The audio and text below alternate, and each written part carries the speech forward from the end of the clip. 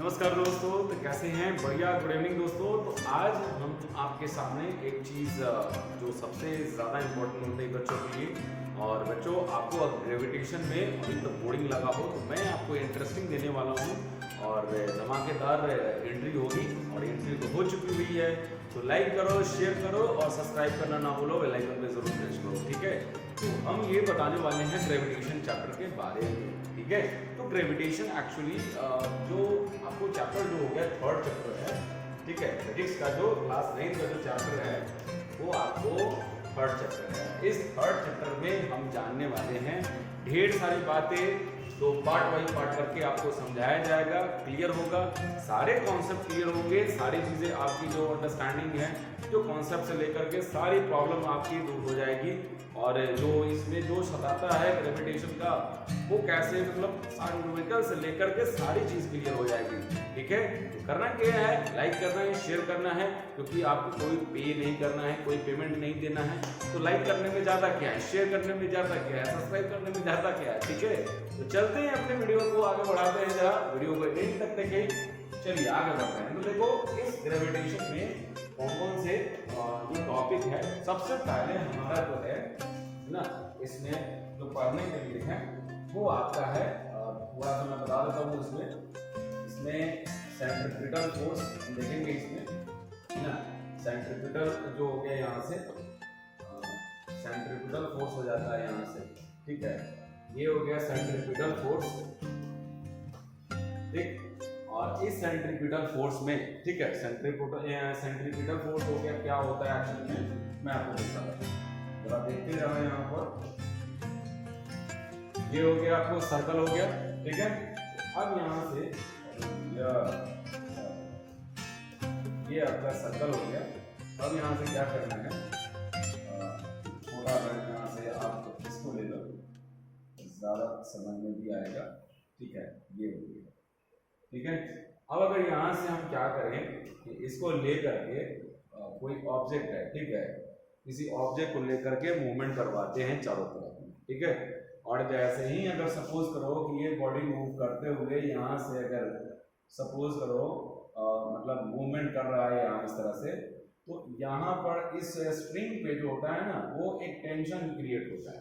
और ये बॉडी इस धागे के द्वारा है ना, ये इसको क्या करता है, अपनी ओर बॉडी को अट्रैक्ट करते रहता है, अपनी ओर खींच रहा होता है। इस जो फोर्स के कारण से उस पर फोर्स लगता है ना, तो इस ये सेंटर की तरफ फोर्स लग रहा है, ये जो फोर्स लग रहा है वो सेंटर की तरफ लग रहा है, इसलिए इस फोर्स को सेंट्रीपिटल फोर्स का नाम जानते हैं, ठीक है। तो कॉन्सेप्ट जो टॉपिक है वो सेंट्रीपिटल फोर्स होता है।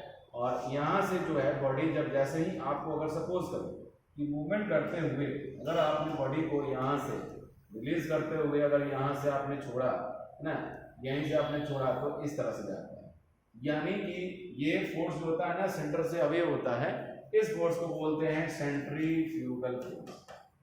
सेंट्रीफ्यूगल फोर्स हो जाता है, ठीक है। तो समझ में आया होगा, सेंट्रीपिटल फोर्स और सेंट्रीफ्यूगल फोर्स दोनों फोर्स जो होता है ना मैग्नीट्यूड में इक्वल होता है। इसलिए जैसे अर्थ है, मरकरी है, वो अपने अपने क्या पाथ पर ही मतलब रिवॉल्व कर रहा है, ठीक है, इसलिए ऐसा होता है, ठीक है। तो अब आपको इतना समझ में आ गया होगा। थोड़ा सा आगे बढ़ाते हैं इसमें, और एक चीज और बताऊंगा इसमें कि सेंट्रीपिटल फोर्स और सेंट्रीपिटल फोर्स का जो डेरिवेशन होता है वो mv²/r होता है, ठीक है। ये सेंट्रीपिटल फोर्स बराबर mv²/r होगा। इसकी भी जरूरत थी, इसलिए मैंने आपको समझाया। हर चीजों का जरूरत है, वो आपको समझना है, ठीक है। तो समझ में आ गया होगा कि जो फोर्स सेंटर के क्वाड्स में एक्ट करता है, ठीक है, जो सेंटर के क्वाड्स में एक्ट करता है उसे बोलेंगे सेंट्रीपिटल फोर्स बोलेंगे। सेंट्रीपिटल फोर्स है ना, सेंट्रीपिटल फोर्स हो गया। और जो फोर्स जो है ना वो सेंटर से अवे होगा करेगा, वो फोर्स होगा सेंट्रीफ्यूगल फोर्स होगा। दोनों फोर्स का मैग्नीट्यूड बराबर ही होता है, ठीक है। और उसके बाद में है दोनों का मतलब दोनों अपोजिट डायरेक्शन में फोर्स क्रिएट करता है। ये हो गया दोनों का डिफरेंस। अब जो है हमारा यहाँ पर देखिएगा, ये हमें पढ़ने के लिए है, इसमें मैं आपको बता देता हूँ, इसमें यूनिवर्सल लॉ ऑफ ग्रेविटेशन, ठीक है, यूनिवर्सल लॉ ऑफ ग्रेविटेशन, ठीक है। उसके बाद यूनिवर्सल लॉ, हम इस चीज को समझेंगे यहाँ पर। दूसरा, हम इस चीज को समझने के बाद आगे हम पढ़ेंगे यूनिवर्सल कांस्टेंट, है ना। यूनिवर्सल, ये हो गया कांस्टेंट, यूनिवर्सल कांस्टेंट हो गया। अब थर्ड है हमारा यहाँ पर यूनिवर्सल कांस्टेंट के बाद में यहाँ पर इंपॉर्टेंस हो जाएगा, यहाँ से इंपॉर्टेंस ऑफ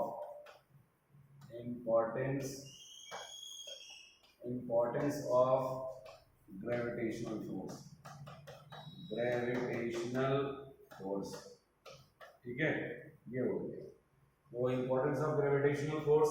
इसके बाद हम देखेंगे, इसके बाद में पहले इन सब चीज़ों को क्लियर कर दे, क्योंकि इसी को समझाने में समझो कि ज़्यादा टाइम लगेगा और वीडियो को ज़्यादा लंबा करने से दिक्कत ही होगी।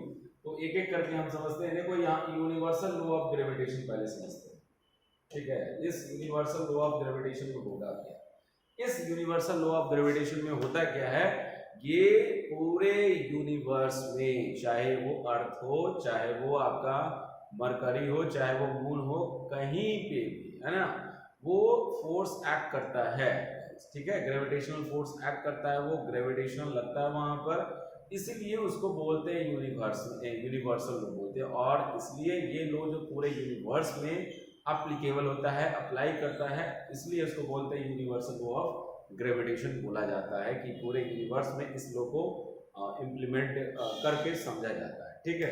तो इसमें एक्चुअली में होता क्या है यहाँ पर, तो इसमें जैसे मान लिया जाए कि एक बॉडीज अगर देखा जाए, इसमें बॉडीज यहाँ समझे, जैसे ये बॉडी हो गया, ठीक है, और एक आपको दूसरा बॉडीज बनाते हैं यहाँ से, ये हो गया, ठीक है, ये हो गया। अब यहाँ पर दो बॉडी है, ठीक है।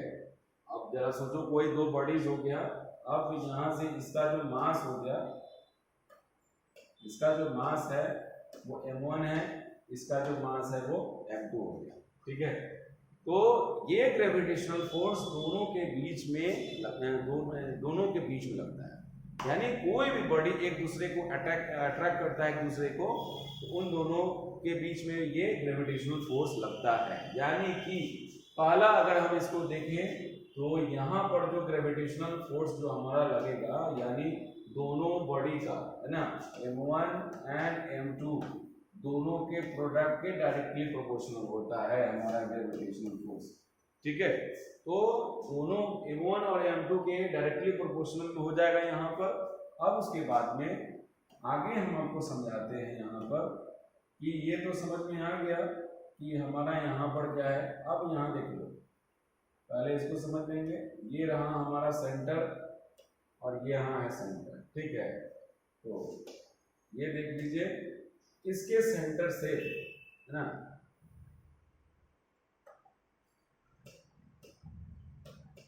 रहेगा,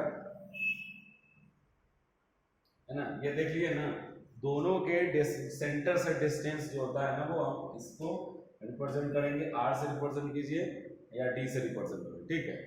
तो आप दोनों को रिप्रेजेंट कर सकते हो, वहां से दोनों में से किसी एक को यूटिलाइज कर सकते हो यहाँ पर, है ना।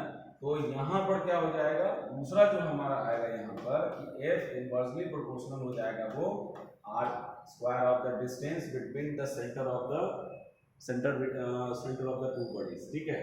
दोनों सेंटर के बॉडीज के डिस्टेंस जो होगा ना, उसके स्क्वायर के इनवर्सली प्रोपोर्शनल होता है, ठीक है। ये ग्रेविटेशनल फोर्स, यानी अगर हम इस फ्रॉम हमारा ये जो फर्स्ट इक्वेशन है और सेकंड इक्वेशन है, तो इस सेकंड इक्वेशन में अगर हम यूटिलाइज करें from equation first and second, ठीक है, तो आपको क्या मिलेगा यहाँ पर, f directly proportional m1 m2 m2 by r square, ठीक है। चलो, इतना तो आपको समझ में आ गया कि यहाँ पर दोनों के प्रोडक्ट की डायरेक्टली प्रोपोर्शनल होगा और square of the distance between the centre of the two bodies, ठीक है। दोनों तो समझ में आ गया यहाँ पर। तो यहाँ एक चीज है, जैसे ही एक प्रोपोर्शनलिटी आप देख रहे हैं, डायरेक्टली प्रोपोर्शनल यहाँ पे यूज किया जा रहा है। जैसे ही अगर डायरेक्टली प्रोपोर्शनलिटी जो डायरेक्टली प्रोपोर्शनल है, उसको इक्वेट करेंगे यहाँ से, है ना, एक क्वांटिटी को, ये फोर्स को हम जैसे ही इक्वेट करेंगे तो एक कांस्टेंट वैल्यू यूज किया जाता है, ठीक है। और यहाँ पर ग्रेविटेशनल फोर्स लग रहा है यहाँ पर, तो वो जो कांस्टेंट कहलाएगा क्या, ग्रेविटेशनल कांस्टेंट हो जाएगा, ठीक है। इस ग्रेविटेशनल कांस्टेंट को यहाँ पर हम कैपिटल G से रिप्रेजेंट करते हैं, ठीक है। तो ये m1 into m2 by r square हो गया, ठीक है। यानी यहाँ पर हमारा force equals to capital G into m1 into m2 by r square हुआ, और यहाँ G जो है वो आपका क्या हो गया, यहाँ से आपका जो क्या हो जाएगा, where G is gravitational constant या प्रोपोर्शनैलिटी कांस्टेंट भी बोल सकते हैं आप,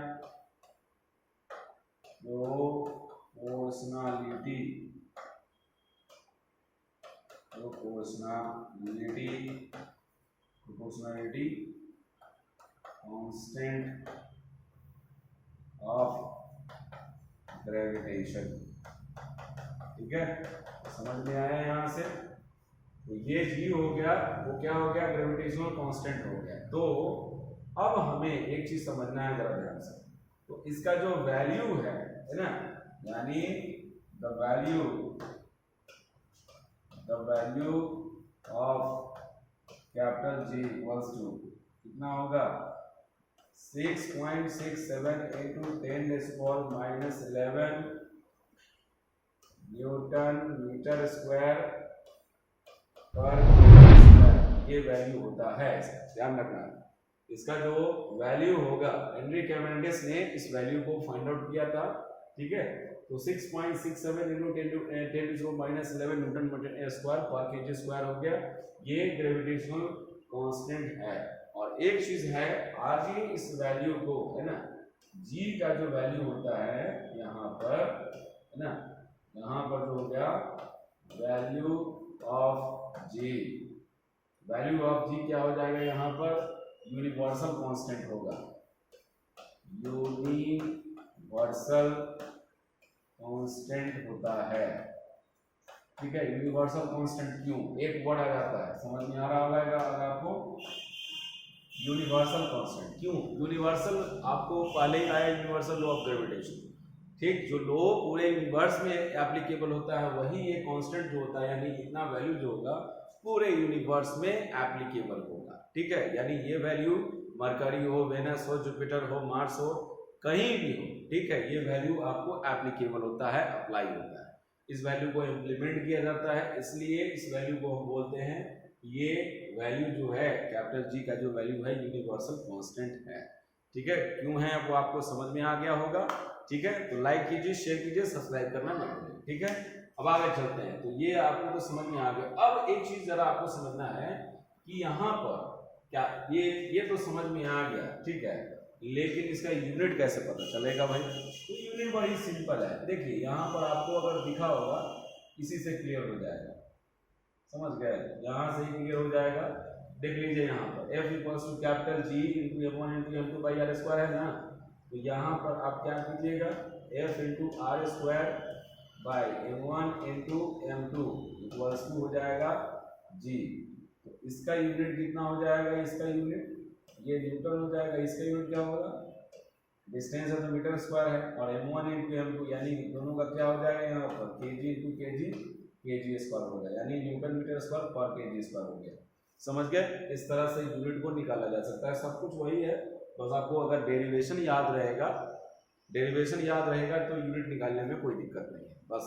डेरिवेशन से ही यूनिट होता है, क्योंकि उसमें जितनी भी क्वांटिटीज होंगे उन सब का यूनिट आप जानते हैं, समझ रहे हैं ना। चलिए अब थोड़ा सा कहीं किसी को तोड़ दिया जाए इसको, है ना, थोड़ा सा और अगर आप चाहें तो न्यूटन को जानते हैं आप, क्या होता है, kg मीटर पर सेकंड स्क्वायर होता है, और ऑलरेडी मीटर स्क्वायर है यहाँ पर, और यहाँ पर आपको क्या हो जाएगा, यहाँ पर kg स्क्वायर हो गया। किसी चीज़ को मैं समझा रहा हूँ, समझिएगा जरा ध्यान से, ये पूरा जो है यहाँ पर ये रिप्रेजेंट हुआ, ठीक है। तो यहाँ से आप क्या करोगे, kg से kg, अब इसका स्क्वायर काटो, 1 kg बच जाएगा, अब यहाँ बचेगा क्या, मीटर क्यूब नीचे, केजी क्या होगा, सेकेंड स्क्वायर हो जाएगा। ठीक है, मीटर क्यूब हो गया, केजी इंटू सेकेंड स्क्वायर हो जाएगा। तो ये भी यूनिट हो सकता है, समझ गए। तो ये सब चीज़ें इम्प्लीमेंट करने की ज़रूरत है नहीं, अगर पूछा जाए, क्योंकि ज़्यादातर जो कॉम्पिटिटिव एग्जामिनेशन है वहाँ पर न्यूमेरिकल्स की ज़रूरत पड़ती है, तो वहाँ पर आपको ध्यान देने की ज़रूरत होगी। ठीक है, आगे देखते हैं, समझाते हैं आपको। तो आपको मालूम चल गया कि उसका वैल्यू जो होगा यूनिवर्सल कांस्टेंट क्यों है। ठीक है, ये तो समझ में आ गया। अब हमारा जो है इस पर अब जो एक चीज़ और बताता हूँ यहाँ पर, कि आपको यहाँ पर अब क्वेश्चन बनाने की ज़रूरत है। ठीक है, इस पर आपको क्वेश्चन बनाने की ज़रूरत है। इसमें क्या होगा कि जैसे मान लो कि कोई दो बॉडीज, ठीक है, जैसे मान लो इस दोनों का है, तो दोनों का मास निकालिए, है ना, दोनों का मास वजन कीजिए और दोनों के बीच का डिस्टेंस है। और जब निकालोगे ग्रेविटेशनल फोर्स निकालोगे दोनों के बीच में, तो इतना ज़्यादा कम वैल्यू आएगा जो आप कहोगे कि इतना पता ही नहीं चलेगा। बिल्कुल सही बात है। ठीक है, और वही अर्थ है और एक और कोई बॉडी है, उसके बीच में फोर्स लगाओगे, पता चलेगा कि अर्थ और उस बॉडी के बीच में कितना फोर्सेस ग्रेविटेशनल फोर्स काम कर रहा है। ठीक है, तो मैं आपको न्यूमेरिकल से बताऊंगा, समझाऊंगा। पहले आपको मैंने आपको समझा दिया है कि कैसे आप क्वेश्चंस को देखोगे, बनाओगे। यहाँ से न्यूमेरिकल स्टार्ट हो चुका है। ठीक है, ये आपका न्यूमेरिकल का ही एक स्टार्टिंग पॉइंट है, आप उसको बना सकते हैं और फिर उसके बाद बनाने के बाद आप जो है ना उस चीज़ को समझ सकते हैं। ठीक है, तो क्लियर हो गया होगा आपको जहाँ तक कि मेरा मतलब थिंकिंग वहाँ पे हो रहा है। तो चलिए, तो यहाँ पर आपको समझ में आ गया। अब रही बात यहाँ पर, आपको समझ में आ गया होगा कि इस ग्रेविटेशन के कारण से क्या क्या होता है, क्या क्या हो रहा है। तो आप समझ रहे होंगे कि यूनिवर्स जब ये जो है ग्रेविटी, जब दो बॉडीज के बीच में जब फोर्स लग रहा है, इसका मतलब जो भी अर्थ पे जो भी चीजें हो उन सब पे फोर्स लग रहा होगा। बिल्कुल सही जवाब है, कई फोर्स लग रहा होगा। तो इसका मतलब ये हो गया कि मासेस डिफरेंस है, तो क्या लगता है उसका फोर्सेस। बिल्कुल, खुद सोच के देखो। मैं एक चीज बताना चाहूंगा यहाँ पर, सपोज करो कि यहाँ पर ये वैल्यू है, ये मास ऑफ अर्थ हो गया। अब यहाँ पर डिस्टेंस को, दोनों का डिस्टेंस सेम रखते हो।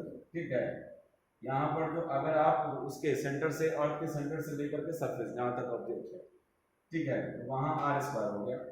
अब इस केस में अगर मान लो कि इसमें अगर 5 किलो का वजन का ऑब्जेक्ट वाला रखते हो, जरा ध्यान से समझना, 5 किलो वाला ऑब्जेक्ट को रखते हो और फिर यहाँ पर जो है वही सब कुछ वही है, और यहाँ पर जो हो गया 10 किलो वाले वजन को रखते हो, तो क्या हो गया, सब कुछ तो वही है कि वही है, यहाँ वही है, तो कितना ज़्यादा लग गया यहाँ पर, 5 न्यूटन ज़्यादा यहाँ पे लगेगा। यहाँ पर सीधी सी बात है, क्योंकि दोनों चीज़ें देख रहे हो ना, तो समझ में आ गया कि मासेस चेंज होते जाएगा तो उसके बीच में ग्रेविटेशनल फोर्स भी चेंज करेगा, है ना, डिफ्लेक्ट करता है दोनों में। तो दोनों समझ में आ गया होगा यहाँ पर कि जो जैसा ऑब्जेक्ट होगा उसी के अनुसार से ग्रेविटेशनल फोर्स उन दोनों के बीच में भी लगेगा।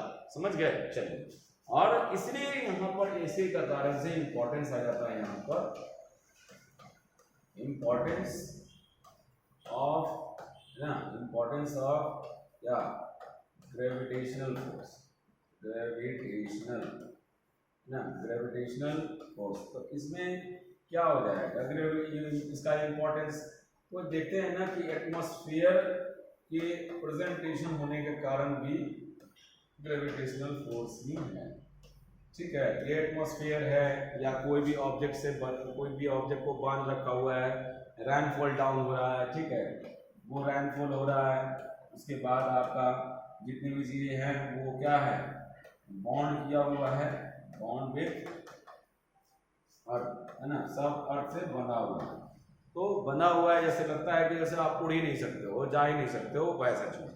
तो समझ रहे आ रहा है ना, तो प्लीज लाइक कीजिए, शेयर कीजिए, और कमेंट सेक्शन खाली है तो भाई कमेंट जरूर आप दीजिए ताकि समझ में आ पाए। ठीक है, और लाइव थोड़ी सी लाइव नहीं होने का कारण भी है कि एक्चुअली में ब्लर ज़्यादा आने लगता है, नेटवर्क इश्यूज होने लगता है, इसलिए जब तक सिस्टम ठीक ठाक नहीं होगा, सिस्टम बड़ी जो भी हमारे पास होना चाहिए वो नहीं है अभी, तो दोस्तों आपका सपोर्ट चाहिए, जिसके कारण से जितना ज़्यादा सपोर्टिव होंगे उतना ज़्यादा आपको समझा पाएंगे। ठीक है, सारी चीज़ें क्लियर, सारी चीज़ें मेरे पास हो जाएंगे और ज़्यादा, और आपको हम क्या करेंगे, एक्सपीरियंस के साथ में आपको हम पढ़ाएंगे। ठीक है, तो आप समझ पा रहे होंगे यहाँ से। तो ये पूरा क्लियर हो गया आपको, एटमॉस्फेयर, रैनफॉल और जितने भी ऑब्जेक्ट है वो बाउंड किया हुआ है। ठीक है, तो बहुत सारी चीज़ें हो गई, तो ये आपका हो गया, इसका इम्पोर्टेंस हो गया। ठीक है, अब अगला हमारा जो पॉइंट है वो हमारा क्या है। एक्चुअली में आपने हम थोड़ा देर पहले देखा कि F जो था वो इनवर्सली प्रोपोर्शनल आर स्क्वायर था। ठीक है, इनवर्सली प्रोपोर्शनल आर स्क्वायर था। क्यों, क्या लगता है, कोई रीजन? विदाउट रीजन में न्यूटन्स ने ये ग्रेविटेशनल फोर्स को दिया, डेरिवेशन दिया, तो बिना कुछ सोचे समझे ऐसे दे दिया। कुछ सोच के देखिए इस बात को, कुछ ना कुछ तो रीजन हुआ होगा ना जिसके कारण से इनवर्स स्क्वायर। तो एक्चुअली में ये क्या है, आपको यहाँ से है, ये एक डेरिवेशन है कि आप कैसे बता सकते हो कि F इनवर्सली प्रोपोर्शनल होगा आर स्क्वायर की। देखो एक्चुअली में क्या है कि आपको मालूम है कि सेंट्रीपिटल फोर्स बराबर क्या होता है, mv स्क्वायर बाई आर। ठीक है, तो ये आपको समझ में आया। अगर मैं यहाँ से यहाँ पर मास को कांस्टेंट कर दूं तब किसके डायरेक्टली प्रोपोर्शनल हो जाएगा, v by V square by R के, वेयर मास इज कांस्टेंट। ठीक है, यहाँ पर मास क्या हो गया, कांस्टेंट हो गया, इसलिए इसके डायरेक्टली प्रोपोर्शनल हो गया। बात समझ गए। अब यहाँ से फिर यहाँ अब देखो, ये जो यहाँ पर जो v स्क्वायर है बाई आर है, तो ये v क्या है मालूम है, वेलोसिटी हो गया। ठीक है भैया, वेलोसिटी है तो क्या, कौन सा वेलोसिटी है, एंगुलर वेलोसिटी है। ठीक है, स्ट्रेट पाथ पे जो होता है ना वो आपको वेलोसिटी स्ट्रेट पाथ पे होता है। ठीक है, तो ये जो वेलोसिटी है एक सर्कुलर ट्रैक पे चल रहा है, वहां पर उसमें वेलोसिटी हो रहा है वहां पर, तो यहाँ इस वेलोसिटी को बोलते हैं एंगुलर वेलोसिटी बोलते हैं। ठीक है जी, तो एंगुलर वेलोसिटी समझ रहे होंगे कि इलिप्टिकल पार्ट हो या आपको सर्कुलर पार्ट हो, उस पर अगर वेलोसिटी होगा वो एंगुलर वेलोसिटी होगा। तो एंगुलर वेलोसिटी बराबर क्या होगा, तो सोच के बताइए यहाँ से, है ना। ये आप इसको 1 मान सकते हो, यहाँ से 1 मानने के बाद यहाँ पर लिखोगे नामो कि एंगुलर, है ना, एंगुलर वेलोसिटी क्या होगा, सोचिए जी, 2 पाई आर बाई टी हो जाएगा। समझ गए, क्या हो जाएगा, 2 पाई आर बाई टी। फिर यहाँ से आपका यहाँ पर क्या है, देख लीजिए इसको कि यहाँ पर आपका क्या हो गया, भी प्रोपोर्शनल, है ना, आर बाई टी हो सकता है। क्यों हमने किया, क्योंकि यहाँ पर हमने इसको क्या कर दिया, वेयर 2 पाई क्या हो गया, 2 पाई इज कांस्टेंट। ठीक है, उसमें से कांस्टेंट को जैसे ही हटाएंगे क्या होगा, वो डायरेक्टली प्रोपोर्शनल हो जाएगा। ठीक है, अब क्या करेंगे, ये जो इक्वेशन मिला इसको स्क्वायरिंग दोनों साइड से करेंगे। ठीक है, यानी स्क्वायरिंग बोथ साइड्स। ठीक है, स्क्वायरिंग बोथ साइड्स, तो इसमें क्या होगा, दोनों तरफ स्क्वायर कर दिया तो क्या होगा, सोच के देखो। स्क्वायर करने पर आपको क्या मिलेगा, v square proportional R square by T square. ठीक है, अब एक चीज मैं आपसे बोलता हूं, यहाँ पर R square by T square है, तो यहाँ पर हम एक चीज कर सकते हैं, क्या आर बाई आर से मल्टीप्लाई कर सकते हैं, तो कोई कैंसिल भी हो जाएगा, कोई इसमें रिजल्ट में फर्क नहीं पड़ेगा। ठीक है, तो यहाँ पर हो जाएगा आपको क्या, V square proportional R cube by R T square. ठीक है, चलिए, तो यहाँ पर आप पहुंच गए, ये आपका हो गया सेकंड हो गया। तो मैं यहाँ पे पहुंच करके अब आपको समझाऊंगा यहाँ पर, ये आने के बाद फिर न्यूटन्स को क्या लगा, यहाँ पे आने के बाद ये यहीं से आकर के वो रिवर्स वहां पर चले गए और यहाँ से उनको ये चीज क्या मिला, यहाँ से, है ना, ये यहाँ पर ये जो है ना वैल्यू है, मैं इसको तोड़ ही देता हूँ यहाँ से, कि v square proportional 1 by R into R cube by T square. Actually में यहाँ पर आपको जो दिख रहा होगा, इसको क्यों लेके आना पड़ा, हमने आर बाई आर से किए, आप सोच रहे होंगे कि सर क्यों किए, ऐसा रीजन इसलिए है कि केपलर्स का, आप फिर एक वर्ड आया केपलर्स, है ना। देखिए जॉन्स केपलर्स जो थे वो भी एक प्लानिटरी पे ही उनका एक लॉ चल रहा था, ठीक है। जो लॉ जो उन्होंने दिया था वो प्लानिटरी मोशन के बारे में था कि जितने प्लानिट है वो अपने इलिप्टिकल पाथ पे क्या करते हैं, मूवमेंट करते हैं, ठीक है। और फिर उसके बाद में बताया उन्होंने कि हाँ कि अर्थ जब सन के नियर में आएगा तो फास्ट हो जाएगा, है ना, और अर्थ जब क्या होगा सन से जब डिस्टेंस पे होगा तो स्लो हो जाएगा।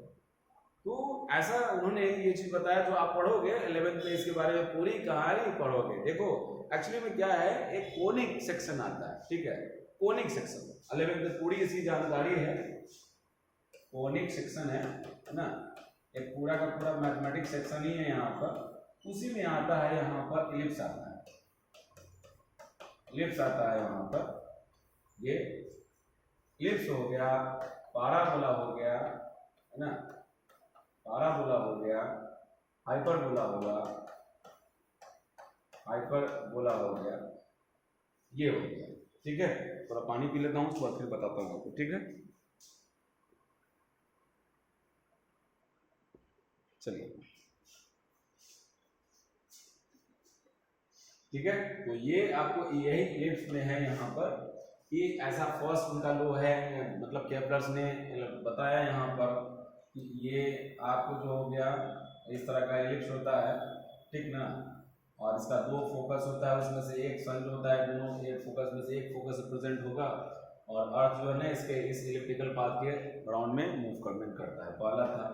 दूसरा में था आपको कि एक फोकस पे अगर मान लिया जाए कि सन यहाँ पर है, तो अगर मैंने आपको बताया कि डिस्टेंस पे रहेगा तो क्या होगा, स्लो होगा, और अगर नजदीक रहेगा तो इसका एरिया यहाँ पर और इसका एरिया दोनों का बराबर था, इसलिए ऐसा था। अब थर्ड जो था ना, वो ये थर्ड होने के बाद में, ये थर्ड में आपको क्या था कि cube mean of the distance, है ना, जो दोनों जो बॉडीज है उन दोनों के बीच का जो cube mean of the distance होगा वो डायरेक्टली प्रोपोर्शनल होगा टाइम स्क्वायर के। जब मैंने आपको फिर बोला एक चीज आप जरा ध्यान से समझ लीजिएगा कि जब कोई क्वांटिटी